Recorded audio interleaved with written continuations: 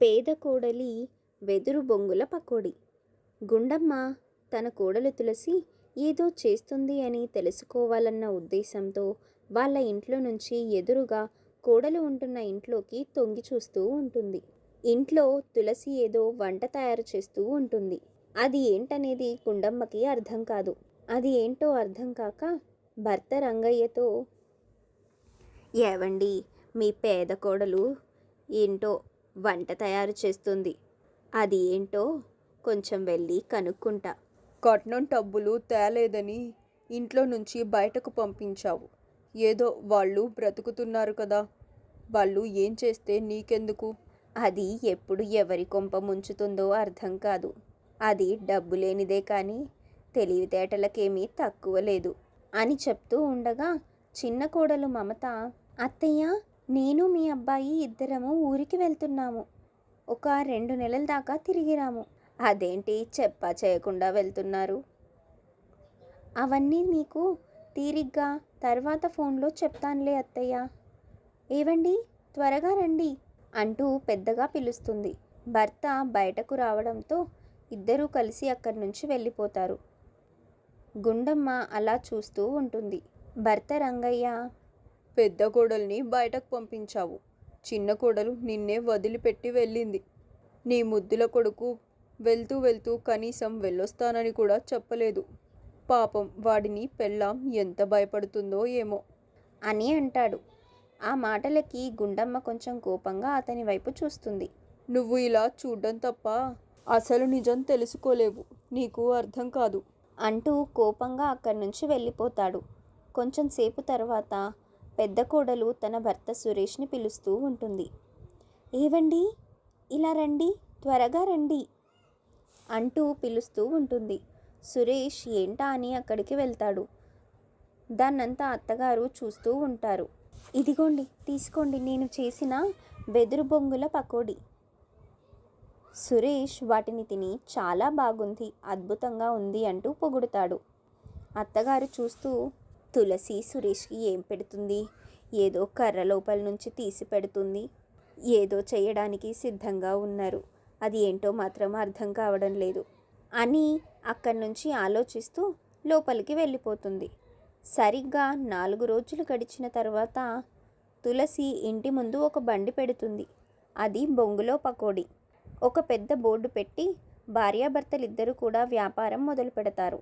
దాన్ని చూస్తున్న గుండమ్మ, నా కొడుకు నా మాట విన్నట్టయితే ఇలా వాడికి ఈ కర్మ పట్టేది కాదుగా.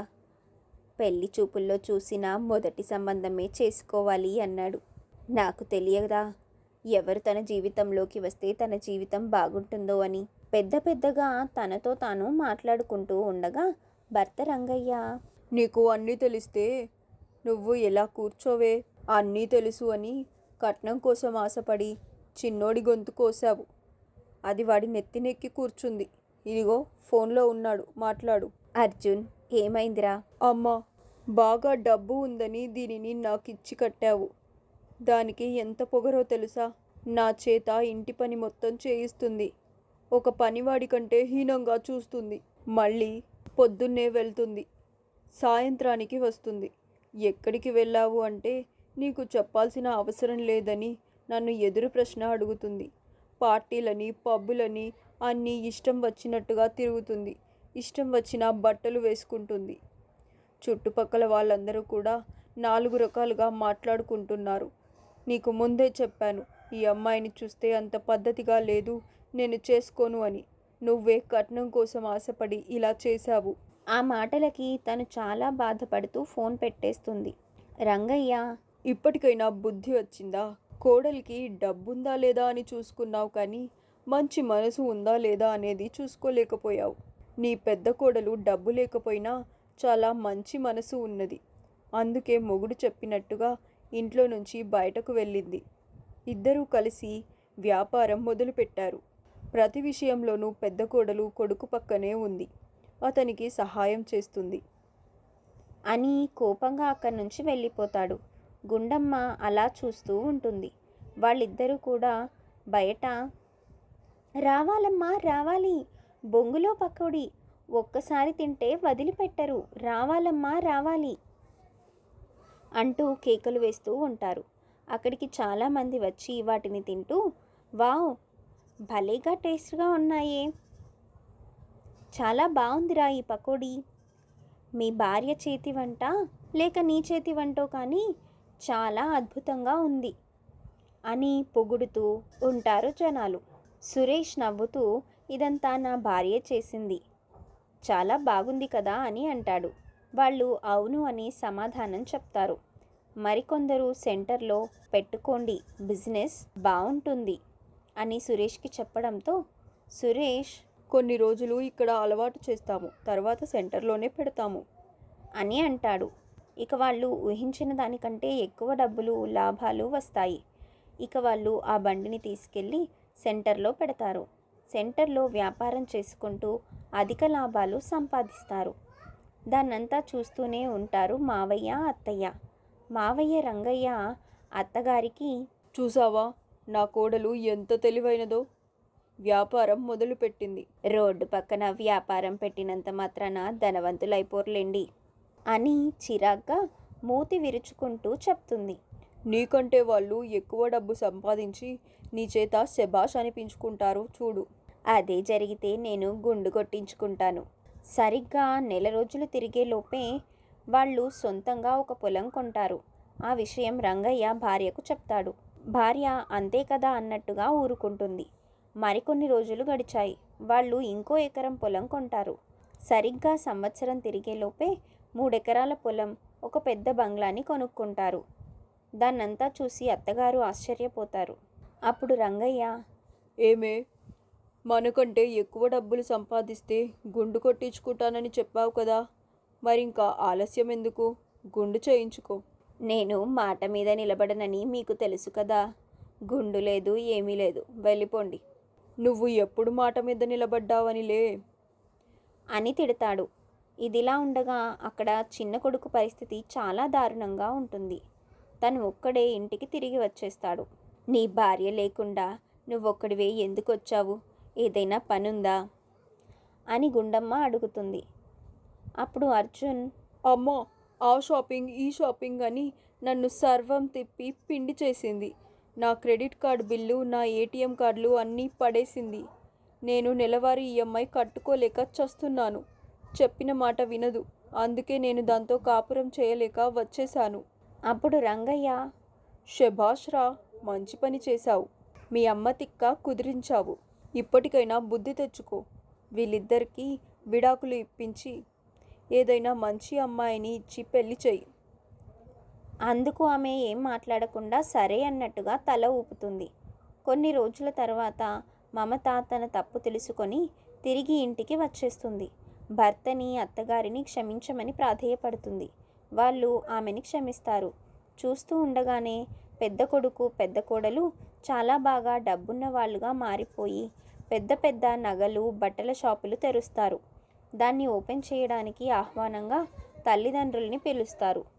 కోడలు తులసి, అత్తయ్య, మీరు తప్పకుండా రావాలి, మీ చేతుల మీదే కార్యక్రమం అంతా జరగాలి అని అంటుంది. అందుకు ఆమె చాలా బాధపడుతూ, తులసి, నన్ను క్షమించు, నిన్ను చాలా మాటలు అన్నానమ్మా, అయినా కూడా నువ్వు మనసులో ఏమీ పెట్టుకోకుండా మళ్ళీ నాతో మాట్లాడడం చాలా బాగుంది. తప్పకుండా నేను చేయాల్సిన కార్యక్రమం అంతా చేస్తాను అని అంటుంది. ఒకరి మీద ఒకరికి ప్రేమలు కలగడంతో వాళ్ళందరూ కలిసి షాపింగ్ మాల్స్ని ఓపెన్ చేస్తారు. ఇక ఆ రోజు నుంచి వాళ్ళు తలా ఒక వ్యాపారం దగ్గర ఉండి వాటిని చూసుకుంటూ సంతోషంగా ముందుకు సాగుతారు. అర్జున్, మమత వాళ్ళ వ్యాపారంలో సహాయం చేస్తూ ఉంటారు. చూస్తుండగానే వాళ్ళు చాలా డబ్బు సంపాదిస్తూ హాయిగా ఉంటారు. పేద ధనిక కోడళ్ళు. సింహాచలం అనే గ్రామంలో తులసి అనే అమ్మాయి ఒక చిన్న వ్యాపారం చేసుకుంటూ ఉంటుంది. అది దోసెల వ్యాపారం. తన భర్త సురేష్ తన వ్యాపారంలో సహాయం చేస్తూ ఉంటాడు. వాళ్ళు ఆ టిఫిన్ సెంటర్ మీద బాగానే డబ్బు సంపాదిస్తూ ఉంటారు. అయితే అలా ఉండగా ఒకరోజు వాళ్ళ టిఫిన్ సెంటర్ ముందు ఒక కార్ వచ్చి ఆగింది. సురేష్ హడావిడిగా అక్కడికి వెళ్ళి, రండి రండి, ఇక్కడ టిఫిన్ చాలా బాగుంటుంది, రండి లోపలికి రండి అని పిలుస్తాడు. అప్పుడే కారులో నుంచి సురేష్ తమ్ముడు అర్జున్ మరియు అతని భార్య మమత ఇద్దరూ కూడా కారులో నుంచి దిగుతారు. మమత దిగుతూనే చాలా కోపంగా అక్కడ ఉన్న సామాన్లన్నింటినీ కింద పడేసి, మీ వల్ల నా పరువంతా పోతుంది.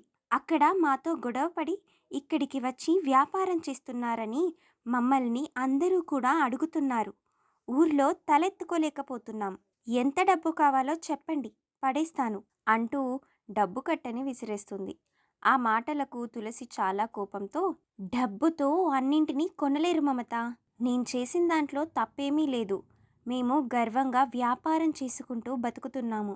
మీలాగా అక్రమంగా ఎదుటి వాళ్ళ సొమ్మును దోచుకొని కాదు. ఆ మాటలకు ఆమె చాలా కోపంగా మాట్లాడుతుంది. అర్జున్ కూడా ఏదో మాట్లాడుతుండగా సురేష్, అర్జున్, నీ భార్యకి చెప్పు ఇక్కడి నుంచి మర్యాదగా వెళ్ళిపోమ్మని. అన్నయ్య, నేను తనతో పాటు వచ్చిన కారణం కూడా అదే. అమ్మా నాన్న కూడా వస్తున్నారు అని అంటాడు. ఆ మాట వినగానే మమత చాలా ఆశ్చర్యపోతుంది. ఏంటి మీరు మాట్లాడుతుంది? నాకు చెప్పిందేంటి, మీరిక్కడ మాట్లాడుతుందేంటి? అవును, నీలాంటి డబ్బున్న పొగరుబోతుతో మేముండలేము, అందుకే ఇక్కడికి వచ్చేసాము అంటూ మాట్లాడుతుండగా ఇంకొక కారులో తులసి అత్త, మామ, రంగయ్య, గుండమ్మ వచ్చేస్తారు. ఇక వాళ్ళ మధ్య చాలా పెద్ద గొడవే జరుగుతుంది. ఆ గొడవ తర్వాత మమత చాలా కోపంగా కారులో వెళ్ళిపోతుంది. అసలు ఇంత పెద్ద గొడవ జరగడానికి కారణం ఏంటనేది తెలుసుకోవాలంటే మనం కొన్ని రోజులు వెనక్కి వెళ్దాం. విఠలాపురం గ్రామంలో తులసి, సురేష్లు తల్లిదండ్రులతో కలిసి జీవిస్తున్నారు. అర్జున్, మమత ఇద్దరూ ఉద్యోగాలు చేయడంతో వాళ్ళు పట్నంలో ఉన్నారు. కొన్ని రోజుల తర్వాత వాళ్ళిద్దరూ కూడా పట్నం నుంచి ఇంటికి వచ్చారు. ఇంటికి వచ్చిన దగ్గర నుంచి మమత తులసిని చాలా చిన్న చూపు చూస్తుంది, ఒక చీమను చూసినట్టుగా. ఆమె చేతులతో మంచినీళ్లు కూడా ముట్టుకోదు. ఆమె చేసిన వంటని విసిరి కొడుతుంది. ఆమెని ఇష్టం వచ్చినట్టు తిడుతుంది. దాన్ని చూసి అత్త, మామ, అర్జున్ ఏం మాట్లాడరు. ఎందుకంటే మమత చాలా డబ్బున్న అమ్మాయి. ఆమెకు పేదవాళ్ళంటే అస్సలు పడదు. తులసి చాలా పేద కుటుంబం నుంచి వచ్చింది. అందుకే తనంటే ఆమెకు చాలా కోపం. ఆ విషయంలో అత్తగారితో కూడా గొడవ పడేది. ఒకరోజు చిన్న మాట మాట్లాడుతూ ఉండగా అప్పుడు ఆమె, అత్తయ్య, అసలు మీకు ఇంకా ఎవ్వరూ దొరకలేదా? ఒక పేద కుటుంబంలో ఉన్న అమ్మాయిని పెళ్లి చేసుకున్నారు. తులసిని చూస్తే నాకు చాలా కోపంగా ఉంటుంది. ఒళ్ళంతా తేళ్ళు, జలగలు పాకినట్టుగా ఉంటుంది. బయట ఎవరికైనా చెప్పుకోవడానికి కూడా అవకాశం లేకుండా చేశారు. ఈ ఊర్లో నేను కారులో వెళ్తుంటే పలానా వాళ్ళ చిన్న కోడలు అని పిలుస్తున్నారు. వాళ్ళలా పిలవడం బాగానే ఉంది, కానీ ఎప్పుడైనా బయటకి ఒంటరిగా వెళ్తే మాత్రం చుట్టుపక్కల వాళ్ళు అడిగే ప్రశ్నలకి తల ఎత్తుకోలేకపోతున్నాను. అప్పుడు తులసి, ఏమంటున్నారు మమత? ఎందుకు నన్ను నీ కుటుంబంలోకి తీసుకువచ్చారు అనే కదా అడిగేది. మా అత్తయ్య మంచిది కాబట్టి డబ్బు లేకపోయినా నన్ను కోడలిగా చేసుకుంది అని వాళ్ళకి గట్టిగా సమాధానం నేను ఎప్పుడో చెప్పాను. చుట్టుపక్కల అందరూ డబ్బున్న వాళ్ళు కావడమే పెద్ద సమస్య అయిపోయింది. వాళ్ళకి అంత డబ్బు ఉన్నా అంత మంచి మనసు లేదు. అది వాళ్ళకి అర్థం కావడం లేదు, అంతే. మమత చాలా కోపంగా, నీకేదో గొప్ప మనసున్నట్టుగా చెప్తున్నావు.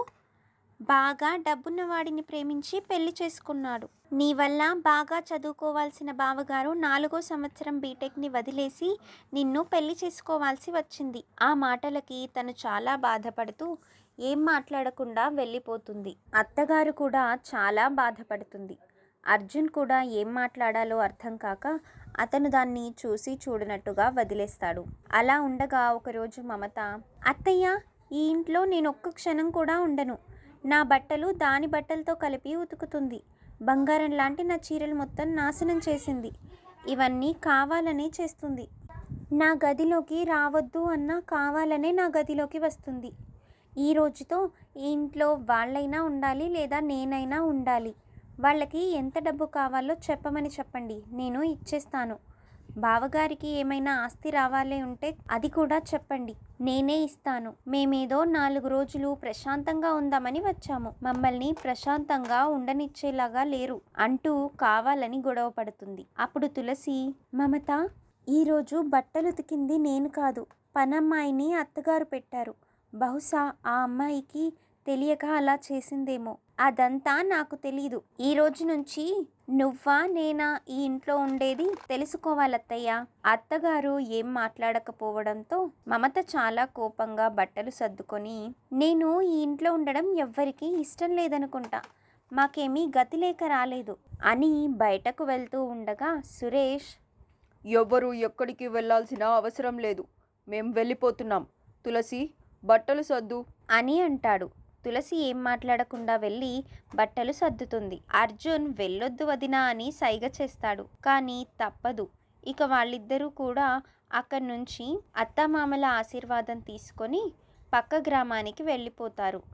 ఇక అక్కడ చిన్న ఇంట్లో ఉంటూ వ్యాపారం మొదలు పెట్టుకుంటారు. ఇదిలా ఉండగా చుట్టుపక్కల వాళ్ళందరూ కూడా మమతతో, మీ ఇంటి పరువు మొత్తం తీస్తున్నారుగా, ఇంట్లో నుంచి వెళ్ళిన వాళ్ళు, మీకు ఎంత డబ్బు ఉంది, సమాజంలో ఎంత మంచి పేరుంది, దాన్ని చెడగొట్టడానికి వెళ్ళి ఆ పక్క గ్రామంలో రోడ్డు పక్కన అట్లు పోసుకుంటున్నారు అని చుట్టుపక్కల వాళ్ళు అడగడంతో మమతకు చాలా కోపం వస్తుంది. అదే విషయంలో రోజు గొడవలు జరుగుతూ ఉంటాయి.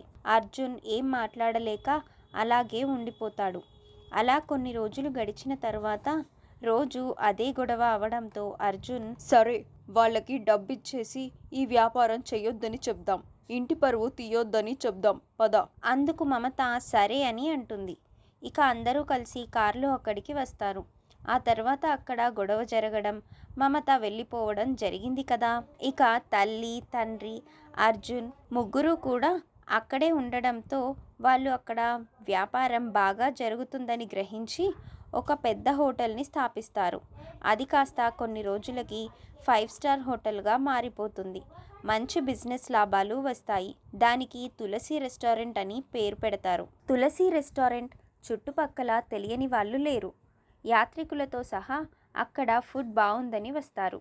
చాలా ఫేమస్ అవుతుంది కొద్ది రోజుల్లోనే ఆ హోటల్. అలా ఉండగా హ్యాపీ ఫ్యామిలీ అంటూ వాళ్ళందరి ఫోటోలు పేపర్లలో, కొన్ని ఇంటర్వ్యూలు టీవీలలో రావడంతో రెండింటిని చూస్తున్న మమత, నేను బయటకి వచ్చి తప్పు చేశాను, వాళ్ళందరూ బాగానే ఉన్నారు, వాళ్ళని చూస్తే నాకు అసూయగా ఉంది అని తనలో తాను మాట్లాడుతూ ఉండగా మమత తల్లి, ఎక్కడ ఉండాల్సిన వాళ్ళు అక్కడ ఉంటేనే వాళ్ళకు గౌరవం ఉంటుంది.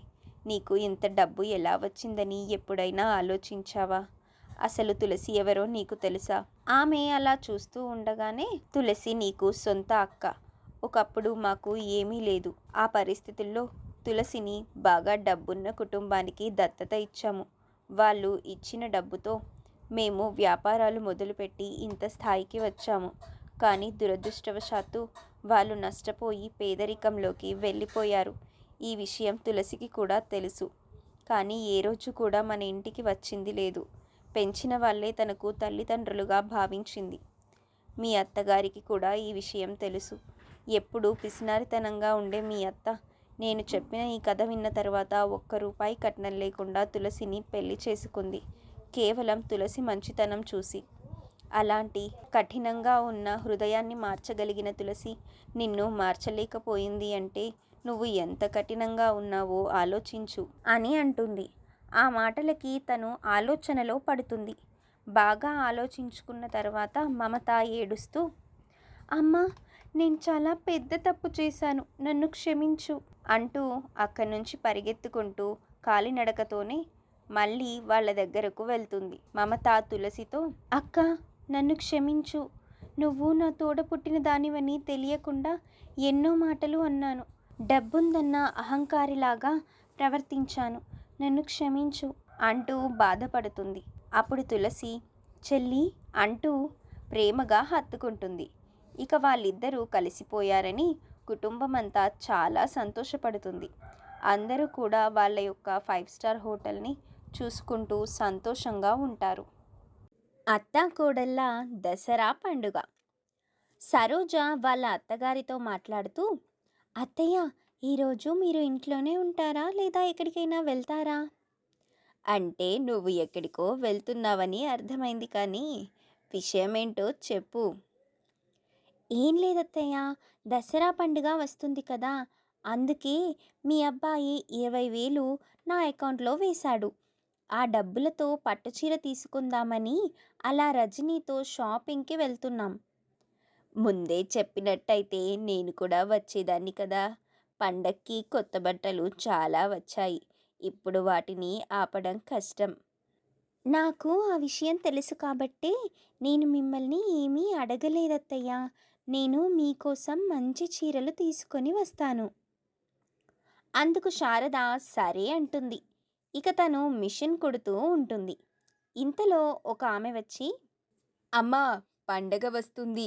ఒక చీర ఉంటే దానం చేస్తారా అమ్మా? అయ్యో, నిన్ను చూస్తే చాలా గొప్పింటి కుటుంబంలో ఉన్నదానిలాగా కనబడుతున్నావు. ఇలా అడుక్కుంటున్నావేంటి తల్లి? ఆమె చిన్న నవ్వు నవ్వుతుంది. నీకు చెప్పడం ఇష్టం లేకపోతే వదిలేయమ్మా. నా దగ్గర కొత్త చీరలేమీ లేవు. నా కోడలు ఇప్పుడే బయటకు వెళ్ళింది. ఆ పట్టు చీరలు తీసుకొద్దామని వెళ్ళింది. నువ్వు ఎల్లుండిరా, నీకు ఒక మంచి చీర పెడతాను. అమ్మ, ఎల్లుండి పండగ, అందరూ మీ ఇంటికి వస్తారు. నన్ను చూసి ఎవరైనా ఏమన్నా అనుకుంటారేమో. ఎవ్వరూ ఏమీ అనుకోరు. నువ్వు ఏమీ కంగారు పడొద్దు. అలా ఎవరైనా అనుకుంటే నేను వాళ్ళకి సమాధానం చెప్తాను అని అంటుంది.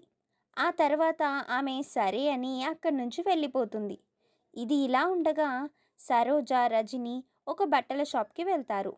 అక్కడ నిర్మల అనే ఒక ఆమె ఉంటుంది. రండి మేడం, రండి. ఏం తీసుకుంటారు? Coffee, cool drink? అప్పుడు రజని, సరోజ పద పద అంటూ వెనక్కి తీసుకెళ్తుండగా, అయ్యో మేడం, ఏమైందండి? వచ్చి వెళ్ళిపోతున్నారు? మేము బట్టల షాప్ అన్నది పొరపాటుగా హోటల్కి వచ్చామండి, అందుకే వెళ్ళిపోతున్నాం. అయ్యయ్యో, ఇది బట్టల షాపే అండి. అవునా? మరి మేము రాగానే టీ కావాలా, కాఫీ కావాలా అని అడుగుతున్నారేంటి? ఏమైనా హోటల్కి వచ్చామేమో అని కంగారు పడ్డామండి. అయ్యో, మీరు భలే జోకులు వేస్తారండి. రజని నవ్వుతూ, హహహ, వెటకారం మొదలుపెట్టింది మీరే కదండి.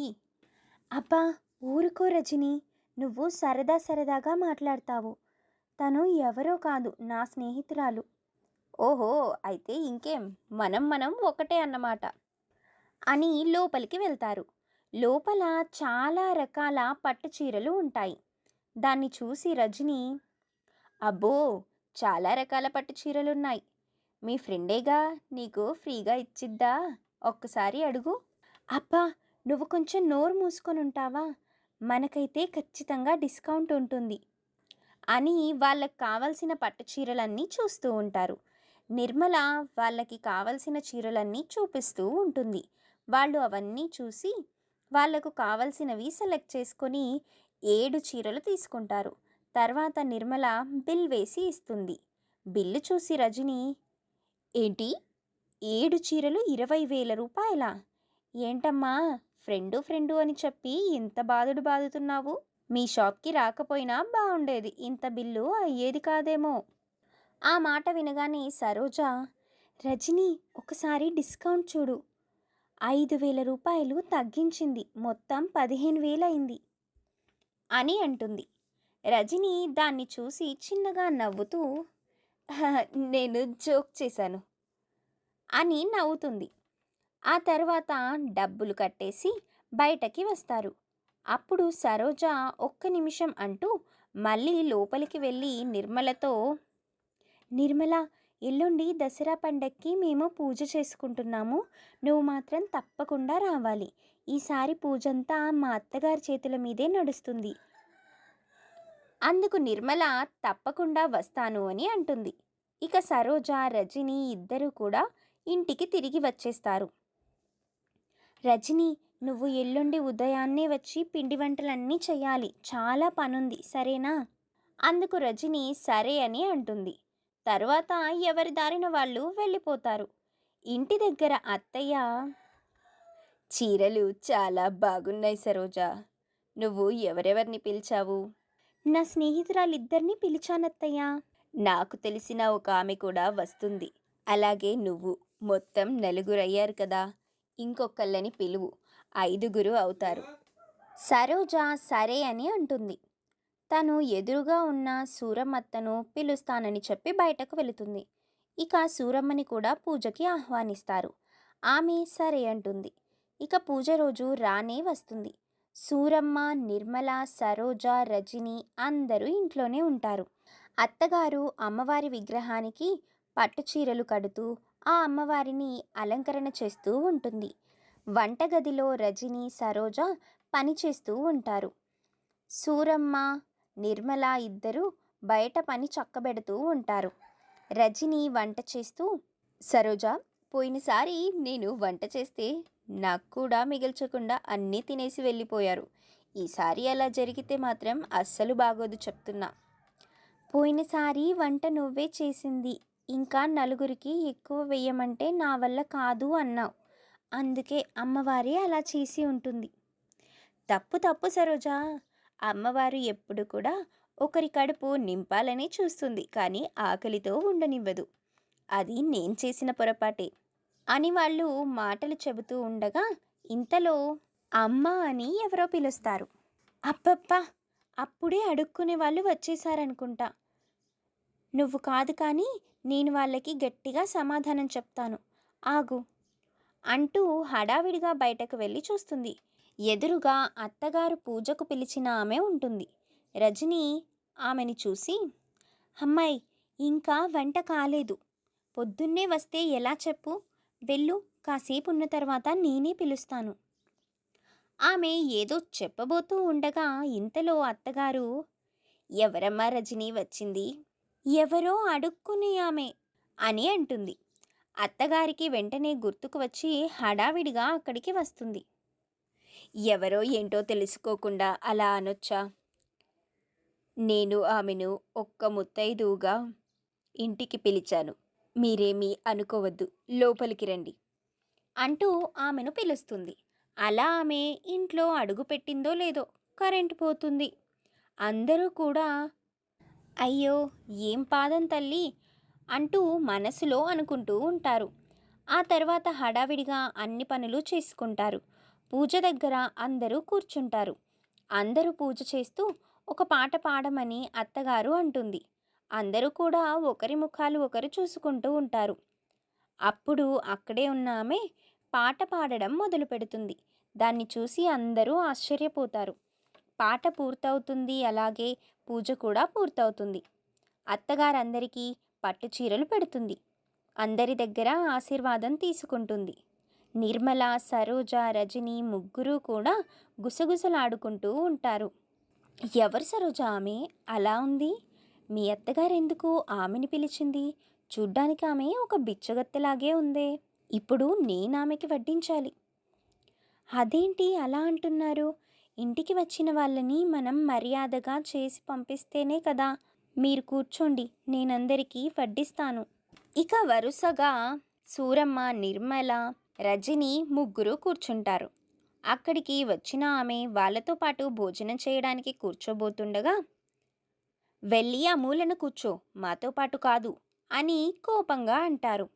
అత్తగారు వాళ్ళ మాటలు విని, ఏమండి, మీరు లోపల కూర్చుందురు పదండి అంటూ లోపలికి తీసుకువెళ్తుంది. ఆమెకు అత్తగారు ప్రత్యేకంగా విస్తరి వేసి భోజనం వడ్డిస్తుంది. దాన్ని చూసి వాళ్ళ ముగ్గురు గుసగుసలాడుకుంటూ ఉంటారు. చూసారా, ఆమెని ప్రత్యేకంగా లోపలికి తీసుకెళ్ళి మరీ భోజనం వడ్డిస్తున్నారు అని అనుకుంటారు. లోపల ఆమె భోజనం చేస్తూ ఉండగా పొలమారుతుంది.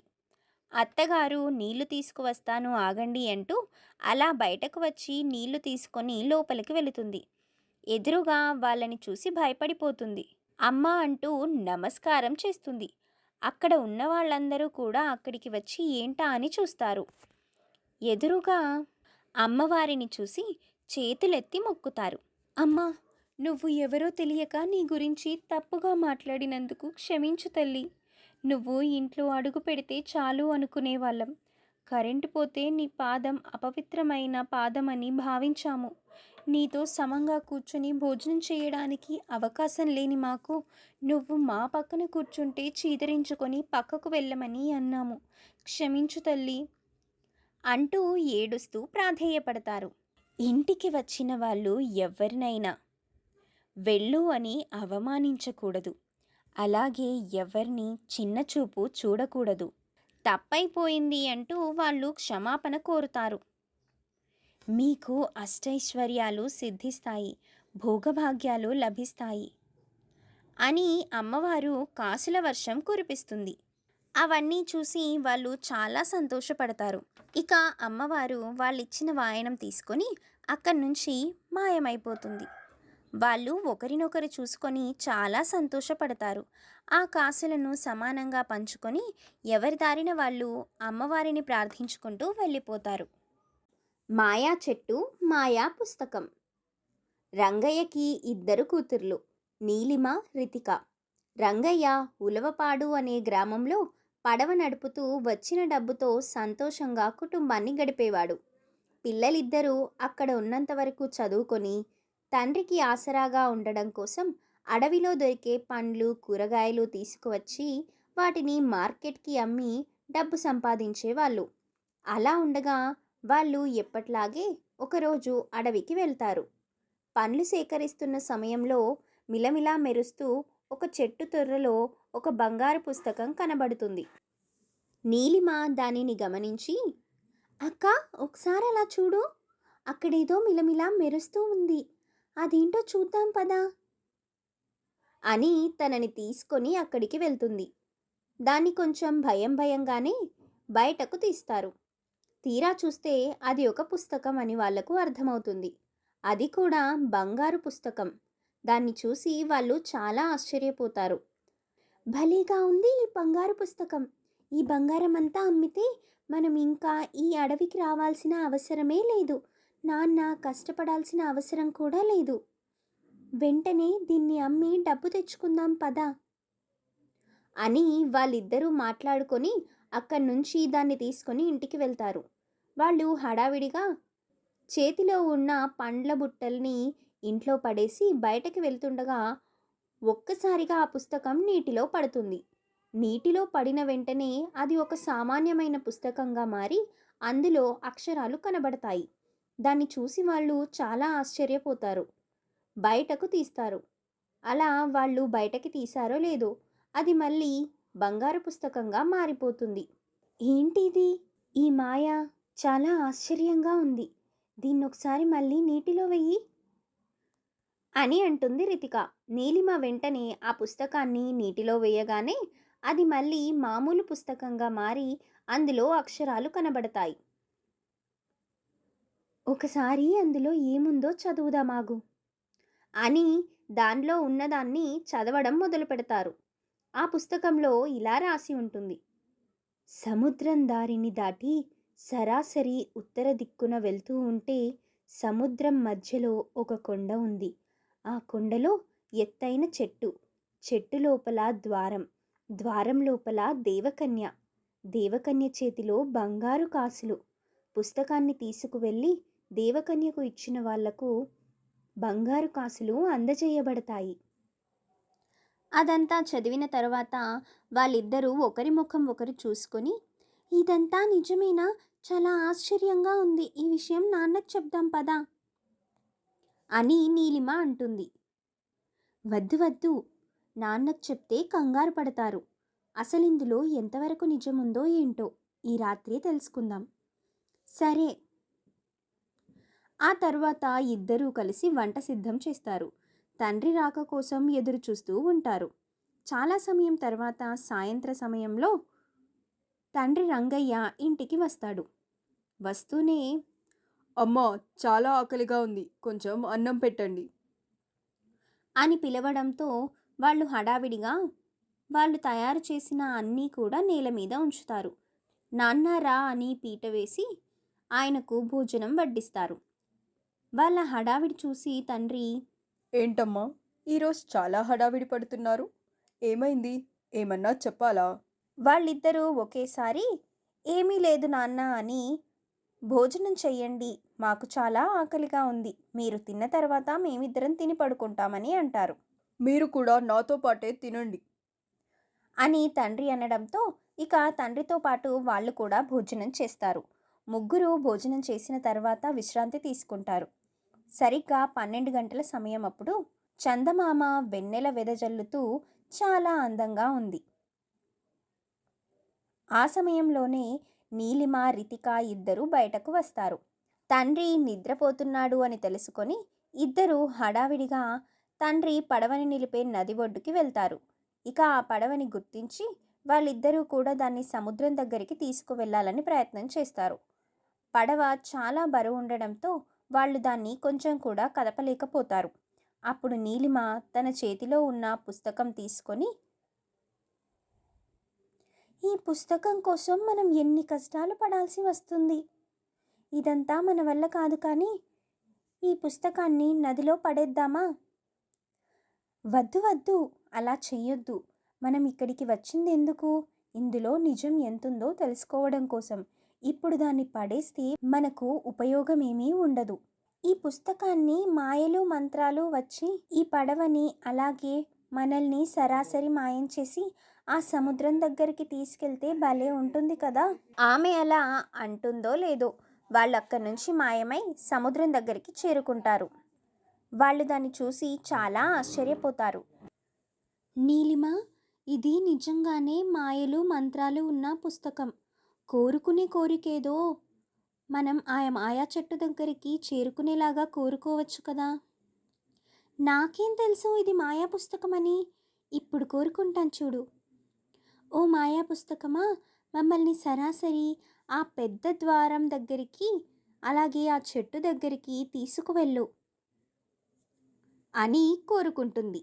అలా కోరుకుంటుందో లేదో వాళ్ళకి పెద్ద పెద్ద రెక్కలు వస్తాయి. ఆ రెక్కల సహాయంతో వాళ్ళు గాల్లో ఎగురుతూ చాలా ఆనందపడుతూ ఉంటారు. వాళ్ళు గాల్లో పెద్ద పెద్దగా కేకలు వేస్తూ చాలా అద్భుతంగా ఉంది, ఇలాంటిది నేనెప్పుడు చూడలేదు అంటూ చాలా సంతోషంగా కేకలు వేస్తారు. ఇక ఇద్దరు సరాసరి సముద్రం మధ్యలో ఉన్న కొండ దగ్గరికి చేరుకుంటారు. ఆ కొండ గుహ లోపలికి వెళ్ళేసరికి వాళ్ళ రెక్కలు మాయమైపోతాయి. వాళ్ళిద్దరూ అలా నడుచుకుంటూ కొంచెం దూరం వెళ్ళగా అక్కడ వాళ్ళకి ఒక పెద్ద చెట్టు కనబడుతుంది. దానికి పెద్ద పెద్ద ద్వారాలు ఉంటాయి. వాళ్ళిద్దరూ వెంటనే ఆ ద్వారాలు తెరిచి చూస్తారు. ఆ ద్వారాలు తెరిచిన వెంటనే తెల్లని మంచు పొగలు కమ్ముకుంటాయి. అది ఎంతో అద్భుతమైన కమ్మని సువాసన వెదజల్లుతూ ఉంటుంది. వాళ్ళు అలా ముందుకు వెళ్తూ ఉంటారు. అక్కడ అందమైన పువ్వులు, రకరకాల అందమైన చెట్లు, ఫలాలు ఉంటాయి. వాటిని చూస్తూ దానిని ముట్టుకునే ప్రయత్నం చేయగా ఒక్కసారిగా అక్కడ దేవకన్య ప్రత్యక్షమై, క్షమించండి మిత్రులారా, మీరు దానిని పట్టుకోకూడదు.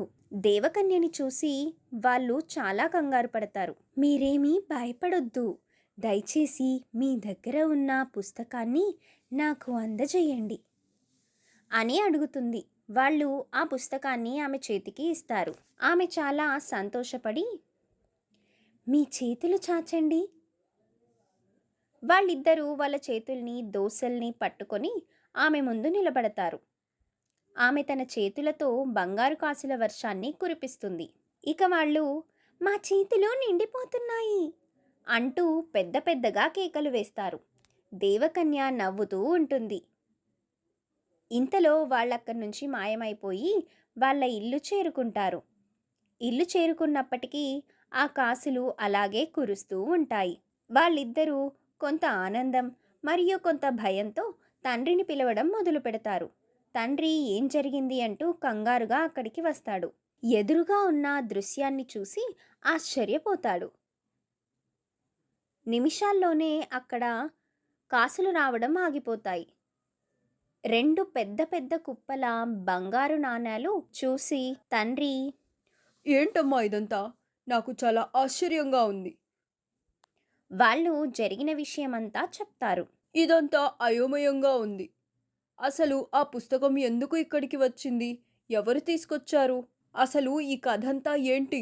నాకు అదే అర్థం కాలేదు నాన్న, కానీ ఒకటి మాత్రం నిజం, ఆ పుస్తకంలో ఏదో విలువైన సంగతి దాగి ఉంది. ఈ విషయం ఎవరికో బాగా తెలిసి దానిని అపహరించారు. మార్గమధ్యంలో వాళ్ళకి ఏదో జరిగింది అని చెబుతుంది. అందుకు వాళ్ళు కూడా ఇదే నిజమనుకుంటా అని అనుకుంటారు. అసలు ఆ మాయా పుస్తకం అక్కడి నుంచి అడవిలోకి ఎందుకు వచ్చింది, ఎలా వచ్చింది అనేది మాత్రం ఒక పెద్ద రహస్యంగానే మిగిలిపోతుంది. ఇక బంగారు కాసులు సొంతం చేసుకున్న వాళ్ళు చాలా ధనవంతులుగా మారి అత్యంత సంతోషంగా జీవిస్తారు.